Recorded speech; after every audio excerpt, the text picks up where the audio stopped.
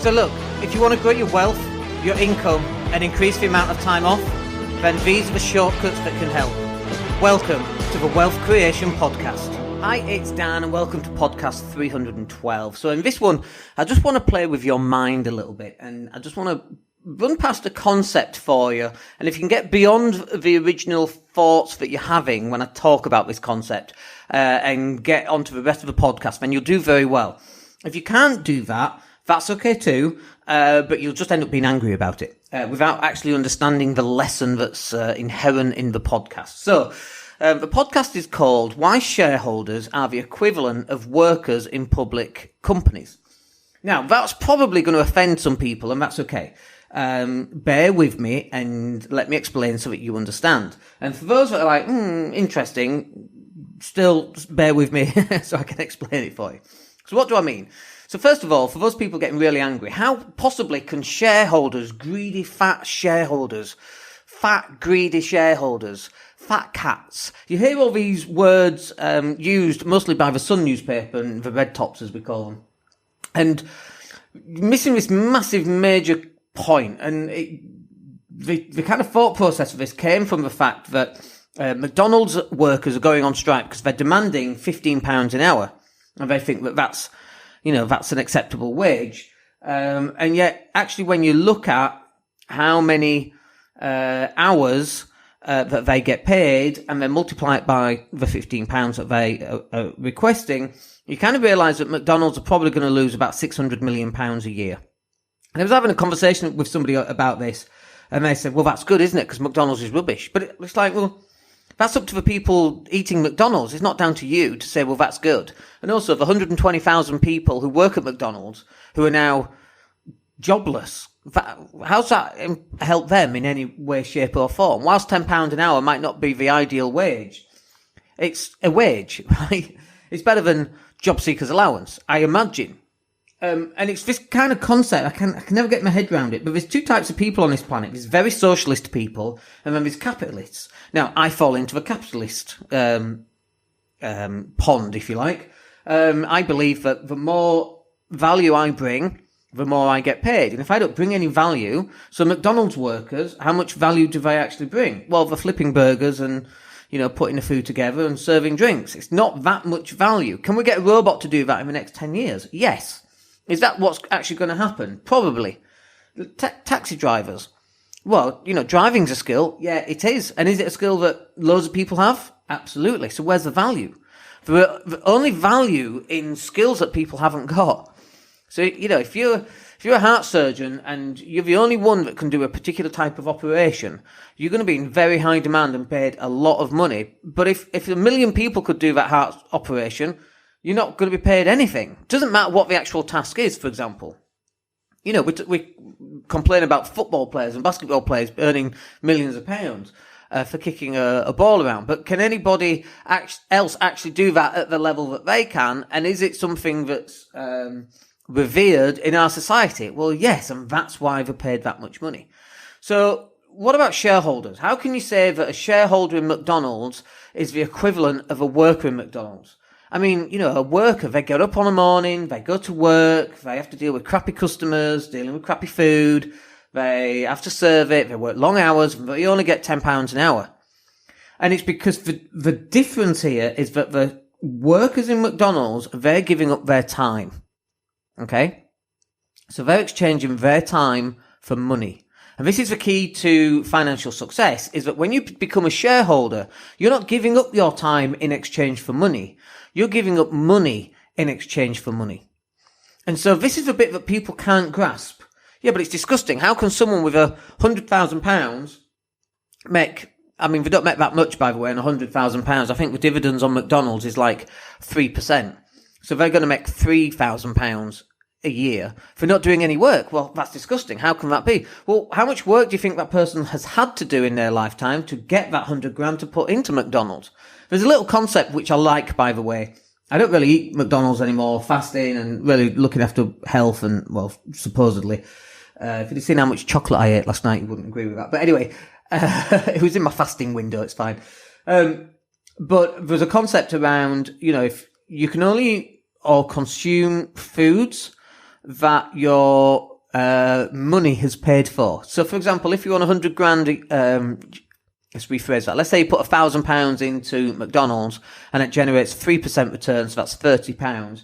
You can spend up to £30 a year in McDonald's. I love that as a concept.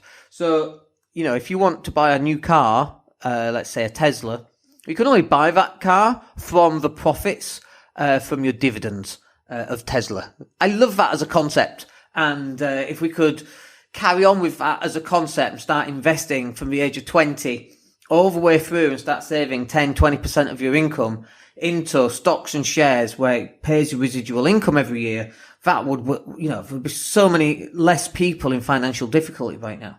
So let's just go back to shareholders being the equivalent of workers, because I know it upsets people. And it's like, yeah, but Dan, people are blood, sweat and tears at work. And yeah, I totally agree. And I've been there personally as well, blood, sweat and tears. And all I get is a shitty wage. And yet other people with their 100 grand or their 200 grand or their 10 grand, how dare they put that money into McDonald's and make a return on it for not doing any work? And this is the concept of socialism, right? This is why socialism fails. Socialism believes that you should go out a hard day's work for a hard day's income. That's what it believes. I don't believe that. I believe my money should be working harder than I am. I don't believe I should be working hard at all. I think I should be on the beach, riding around on a jet ski, buying beach buggies, going sailing, going to the gym, watching Netflix, playing basketball during the day. And by the way, a lot of that I already do right now, which is really cool. But the only reason I can do any of that is because I'm not exchanging time for money. Think about this. If you've got a 20-year-old working at McDonald's, still lives at home till, let's say, 30, because I guess that's the average age right now. I don't know. Let's say till 30. It's definitely in Spain. It's like 35, for goodness sake. But let's say 30. So for that 10 years, they can save up. Let's say they save, I don't know what they're on. Let's say they can save £3,000 a year. So £300, well, that's 250 quid a month. Is that doable? Probably. Can you do £500 a month? Yeah, let's do that. 6 grand a year for 10 years. That's 60 grand. Now let's say that you can get a 10% return through the FTSE 100, which probably is what it averages out at anyway. So you're still making 6 grand a year, still making £500 back. So the £500 that you were putting away every month, you now get that back every single month for the rest of your life from the age of 30 until the day you die. Why are people not doing this? Why is this not the default standard? And by the way, £500 isn't enough every month. It should be £1,000. It should be £2,000. The money that you put into your savings or into ISAs and not savings. You don't want to put money into a bank account where you're getting 0.5%. You want to put it to work. And this is the key because as a capitalist, I want my money working harder than I do. I want my money working as hard as a McDonald's worker. I don't get as good a return and I shouldn't get as good a return because I'm not exchanging time for money. But you still want a return. But the people who were talking about, it should be £15 an hour. Yeah, but shareholders, greedy, fat shareholders, they're making too much money. 3% is not a great return, by the way, on dividends. And I'm surprised anybody invests in McDonald's with those sort of returns. But you're missing the point. Well, let's get rid of shareholders. Yeah, let's do that. See how long McDonald's lasts for. It doesn't work like that. And if you think it does, you've missed the entire concept and you need to go back and understand, why do people invest in businesses? Why do shareholders buy shares in McDonald's or Philips or IBM or Starbucks or Amazon? Why do they do all that? Or Tesla? You need to understand that. And if you can't understand that, then you're making decisions based on knowing half the information. It's like hearing a conversation from one side. You've not got the full information. You can't make decisions. I mean, you can still make decisions, but they won't be great decisions. So you need to start understanding why your money should be out there working as hard as someone, or, like I say, you're never going to get as good a return as someone who's actually exchanging time for money. And obviously there's minimum wages and all of that kind of thing. But your money should be out there working harder than you are. And you should be saving up and getting rid of your credit cards. And the money that you're spending on credit cards, £300, £400, £500 every month, should be going into stuff that's going to generate a cash flow for you for your future. So that by the time you're 50 or 60, you don't have to rely on a crappy McDonald's wage. If you're working in McDonald's at age 50 or 60, you've got a problem. You've got a much bigger problem than the fact that £10 an hour to £15 an hour is going to change. McDonald's and £10 an hour is not supposed to be a long-term job career in any way, shape or form. It's like, the what do we call them? Deliveroo? Is that what they're called? The guys on the bikes that deliver fast food. I mean, I've got a lot of respect for those guys. Long hours, 0 contract hours at that. Freezing cold in winter. Get beaten up. Get the bike stolen. Get the food nicked off her. I mean, it's just dreadful. It's a dreadful, dreadful job. Well, I think it's disgusting that someone who's 40 should be doing that job. Yeah, I do too. And what failure have they had in their lives that that's the job that they have to do? These people need more help. They need more education and they need more... But they have to do it too. They've got to listen to the podcast. They're going, hang on, dude, what are you doing? You're 40. Get yourself a skill. Anyone can ride a goddamn bike. My 5-year-old can do it. She can't do it yet. She's not 5 yet anyway. But a couple of months she will.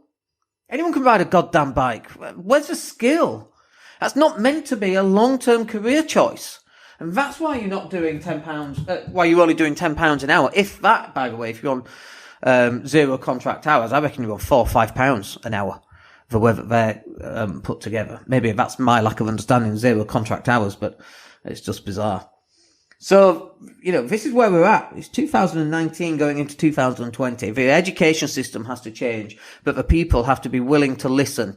Instead of believing they know all the answers, well, they should just pay £15 an hour. Yeah, but the company goes bust. Well, that's great because it's McDonald's and it's crap. Yeah, but they employ 120,000 people in the UK. And they paid tax on their £340 million profit. Not only did they pay tax on that, they also paid national insurance on 120,000 people. Plus, those 120,000 people got charged 22% tax. And, by the way, national insurance is not the 9% that you see on your pay slip. I think it's 10 or 11% that the employer has to do. So actually, an employee is paying 40% tax on that 120,000 workers. It's ridiculous. At £10 an hour, let's say. It's just this massive misunderstanding of how this stuff works. And so we need shareholders. We absolutely need shareholders. There will always be workers on the lowest wage. There will always be workers. And the reason why there's always workers is, one, not enough experience, so they're younger. And two, because they haven't got any other skills or education or value to bring to the marketplace that will allow them to not work in McDonald's. And so that's it. That's the crux of the matter. And some people disagree with it and think, well, that's disgusting. You should be paid a living wage. Why? Who said? Where's the rules that says that? I never saw them. £1.62 was my income at Asda when I was 16. Admittedly, that's 31 years ago and it's before minimum wage. But where's all these magic rules written down that this is how it should be? Life's hard, goddammit. And the fact that life is hard, that should be the thing that drives you. Yeah, but it's not fair. I'm working 60-hour weeks on Deliveroo.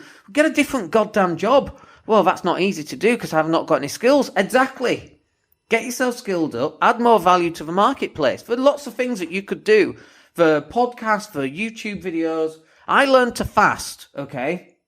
Fasting is not a skill. Just not eating, by the way, is not a skill. It's not easy to do, but it's not necessarily a skill. But I learned to do that from YouTube. I watched a Dr. Fung video. I joined a Facebook group. If I want to learn how to create videos and, for other businesses, let's just say, can I find that on YouTube? Hell yeah. Does it cost me anything? Only my time. Oh, but I'm working 60-hour weeks. I haven't got time. Well, sleep an hour less every day. If you are waiting for the next phone call, you should be coming through for a delivery. You should be reading a book. I read so many books and listened to so many podcasts. None of which I paid for. Oh, the books, okay, a couple of quid. But this is where we're at. And we're living in a capitalist society. It's as simple as that. And if you don't like that, you need to go and live in North Korea. Nice this time of year, I understand. Although I don't understand because I've not seen any news reports from North Korea for some reason. That's the world in which we live. We live in a capitalist country and that you're paid according to the value that you bring. And you can disagree with that as much as you like. Doesn't change the fact that we still live in a capitalist country and you're paid on the value that you bring to the marketplace. It's as simple as that. All right, very controversial. I hope you get a lot out of that. That's the key here. It's not to wind you up, not to annoy people, but it's to get you to see things from a different perspective. My job is to help you increase your knowledge and improve the way in which you see the world and expand the way in which you see the world as well. And hopefully, I'm hoping that this has done that a little bit for you. So anyway, let me know what you think. We'll catch up with you on the next podcast. My name's Dan Latto. Take care. Hey, it's Dan here. Thank you for listening. Really appreciate each and every one of you. Please click like or subscribe to the entire podcast.